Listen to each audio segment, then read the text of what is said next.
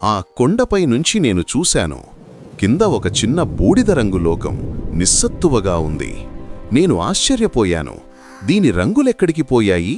నా గురువు వాల్మీకి మృదువుగా నవ్వి ఆకాశాన్ని చూపించారు. నేను చూశాను, ఒక వెలుగుతున్న నక్షత్రం మన వైపు నెమ్మదిగా దిగుతోంది. ఆ నక్షత్రం నేలను తాకగానే బంగారు కాంతిగా విరబూసింది. ఆ వెలుగులోంచి బ్రహ్మదేవుడు ప్రత్యక్షమయ్యారు. అంత ప్రకాశంగా ఉన్నారు కాబట్టి పూలు సైతం విరబూశాయి. ఆయన తన దివ్యహస్తం ఎత్తి చూపించారు. ఆయన చెయ్యిలో ఒక చిన్న కాంతి బీజం ఉంది.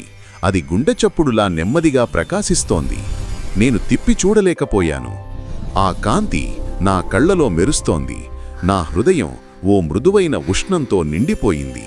ఆ బీజం మరింత వెలిగింది, మమ్మల్ని బంగారు కాంతితో చుట్టేస్తూ. నా మనసులో ధైర్యం ఉప్పొంగింది. అది 1000 సూర్యుల బలంలా అనిపించింది. బ్రహ్మదేవుడు ఆ వెలుగు బీజాన్ని నా గురువు వాల్మీకికిచ్చారు. గురువు నమస్కరించి ఆనందంగా దానిని స్వీకరించారు. తర్వాత బ్రహ్మదేవుడు నవ్వి స్వర్ణకణాల్లా మారి ఆకాశంలోకి లయమయ్యారు. ఒక కొత్త నక్షత్రం ఆకాశంలో మెరుస్తూ మిగిలింది.